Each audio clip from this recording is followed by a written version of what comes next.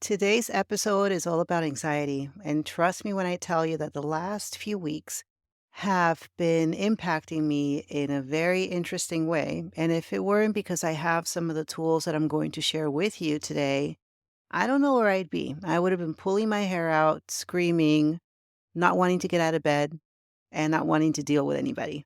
So, as an entrepreneur, as somebody who has so much going on and is planning a retreat, even as of the recording, I'm still getting cancellations, and it really does impact everything that we had planned when people cancel at the last minute and things come up. I totally understand. So, right before I hit record, I get another cancellation. And here we are as I'm recording this. We are just a couple of days away from flying out to Costa Rica, and this was a trip that was supposed to be wonderful in the sense that we were going to have a lot of people. I was going to bring one of my favorite instructors. And unfortunately, it just didn't work out. We didn't get enough signups to make it happen. And we also began to get some cancellations, people getting sick, people in the hospital, things not working out as far as people not paying on time. So, inevitably, all of these little things do weigh down on me. And again, I had to take a deep breath this morning and say, okay, well, this is an external circumstance. Why am I going to sit here and not record the podcast because now I got this news and now I don't feel like talking, or now I don't feel like sharing what I was going to share? And the episode was going to be all about anxiety, by the way. So I began to feel this thing. And then once I realized and I was aware of what was happening inside of me, I stopped it. I said, all right, let me just take a deep breath here, analyze the situation, and not let it affect me internally. So today, what I'm going to be sharing with you is not just what anxiety is, but also ways that you can prevent and ways that you can cope with anxiety once it hits you. So, by definition, anxiety is a natural response to stress. And you know that a lot of us sometimes carry stress and it manifests in different ways. But it's more than just a feeling of being nervous or worried. And unfortunately, when you suffer with anxiety, it can really interfere with your day to day activities. If you're somebody who's already experiencing anxiety or has experienced panic attacks, I don't need to tell you what it feels like because you know. But for those of you who don't know, a lot of the times it will manifest as a feeling in the pit of your stomach, a nervous tummy, as they call it. And sometimes you can pinpoint what's causing it, and other times it just comes out of nowhere. And it's when this anxiety comes out of nowhere that it can become a little bit dangerous. Dangerous in the sense that you feel like you have nowhere to go. You're in a state of panic. Some people report feeling that they're having a heart attack when they're really not having a heart attack. They want to jump out of their skin. So you can just imagine how upsetting it is and how scary it can be. So, one thing I like to do with my clients when they tell me this and when they tell me that they experience different bouts of anxiety throughout the day and it's not chronic, it's not paralyzing, I ask them to identify where in their body they feel it. Sometimes they'll feel it in their chest, they'll feel it in their throat.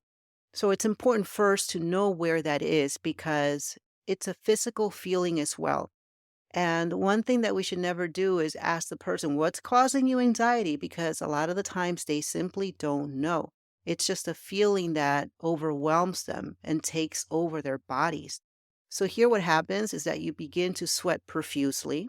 Your hands may become clammy, your shoulders get really tense. The breathing pattern gets affected as well. So, you go from having steady breathing to now very shallow breaths. And that leads a lot of people to think that they're having a heart attack. My own sister was taken to the hospital a couple of times, at the very least that I can think of, because of panic attacks. And these panic attacks came when she was at work. There was nothing overly stressful going on, nothing out of the ordinary, nothing at home that might have been stressing her out.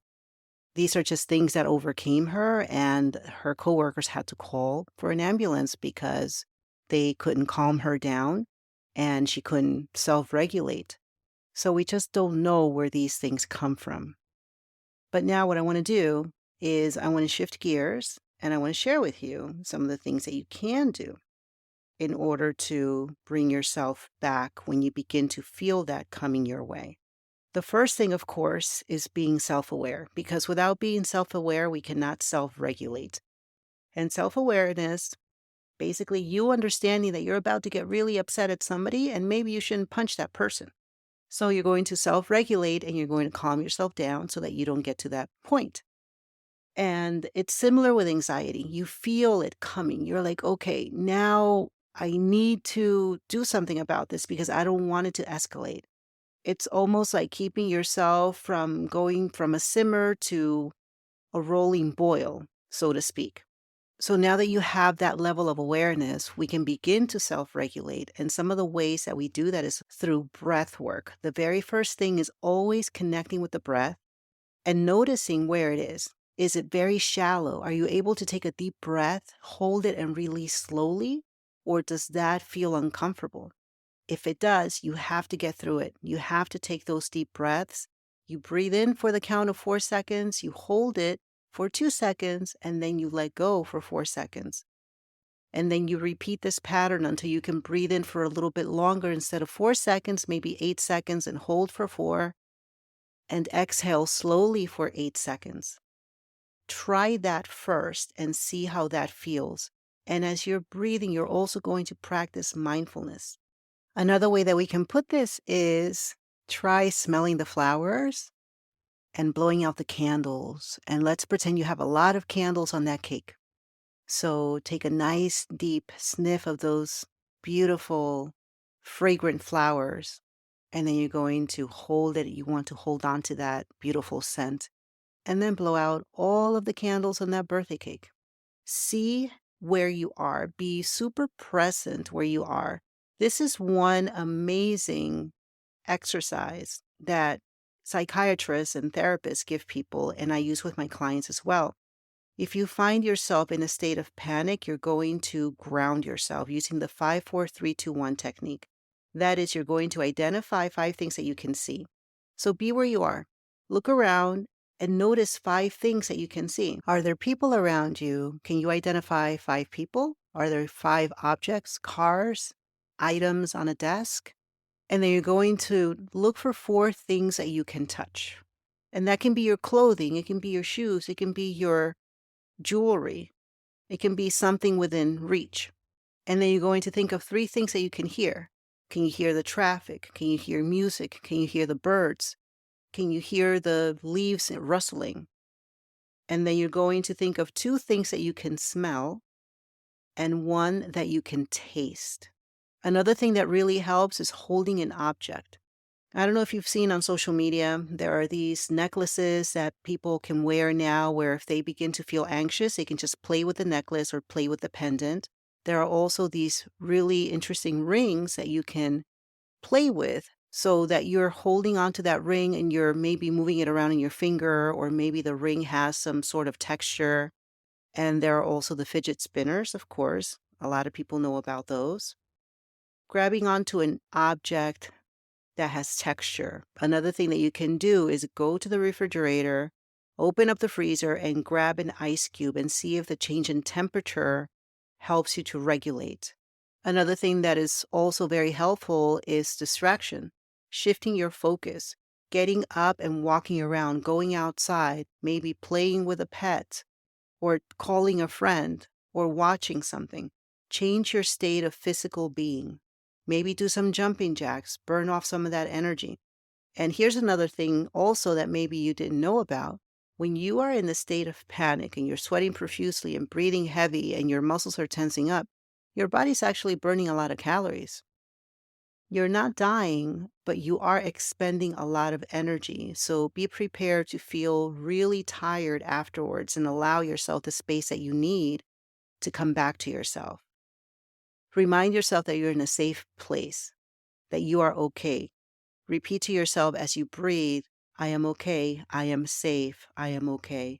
And never think to yourself that there's something wrong with you, because there's nothing wrong with you. These are the moments when you have to practice compassion and give yourself grace. And these are the times when you have to be really, really good to yourself. So these are the things that you can do if you find yourself in that state of physical panic. Things that can help you to prevent getting there is going to be the mindfulness, like I mentioned earlier, practicing deep breaths, meditation, even if it's a little bit at a time, 5 minutes at a time, even moving meditations are incredibly useful. Going for a walk and listening to some inspirational music or an inspirational podcast and just breathing through it, distracting yourself and getting out of your head is incredibly useful. Getting all of those worries and that internal chatter onto paper, journaling, writing all of these things down. Also, avoiding excess caffeine because caffeine is going to put you in that state of needing to do something. And if you're just sitting around not doing anything, you're going to feel anxious. Limit the amount of time that you spend on social media. That mindless scrolling is not good for you. Instead, think of something to do. Maybe draw, maybe watch an actual show, see a friend, have conversations with people who really love and care for you. And of course, there's my favorite, which is exercise. Exercising every single day is going to help you. And I'm not saying you have to get to the gym for 2 hours a day every single day. I'm saying that movement, even if it's gentle stretching, can help you. It'll help you reconnect with yourself. Light some candles if that's your thing, or burn some incense. Surround yourself with greenery, with flowers, with plants. Listen to calming music. One thing that I like to do is I like to just play the spa music playlist on Apple Music on my phone or on my little Google speaker as I'm doing things around the house. And it puts me in such a wonderful, calm state. Herbal teas are also very, very good for you. If you want some recommendations on herbal tea, please feel free to reach out. I have a few that I really love that are my go-to, and a couple of companies that are really great at creating these wonderful, delicious blends that can help to calm you down. And lastly is talk therapy. Speaking to a professional is always going to help. They know what kinds of questions to ask you. I'm not a therapist, I'm a life coach. There's only so much that I can do. At the end of the day, if you feel that this is something that needs to change within you, you're going to take the steps to do it. And these steps should not be causing you any level of anxiety because they are going to be for your benefit.